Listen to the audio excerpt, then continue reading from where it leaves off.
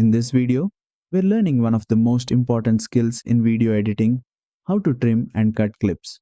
This is where your video actually starts taking shape. Let's begin. First, make sure you have a sequence open and a video clip placed on the timeline. By default, the selection tool is active. This is your main editing tool and is used for selecting, moving, and trimming clips. To trim a clip, move your mouse to the start or end of the clip on the timeline. When the cursor changes, click and drag inward to shorten the clip. This method is perfect when you want to quickly remove unwanted parts from the beginning or end of a clip. Now let's learn how to cut a clip into multiple parts. Select the razor tool from the tools panel, then click directly on the clip at the point where you want to make a cut.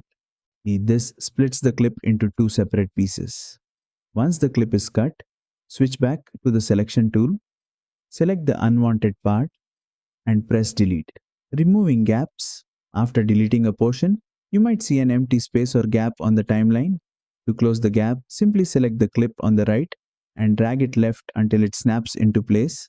Keeping your timeline clean like this is very important for smooth editing. And that's it. You now know how to trim clips, cut clips, and clean up your timeline in Adobe Premiere Pro.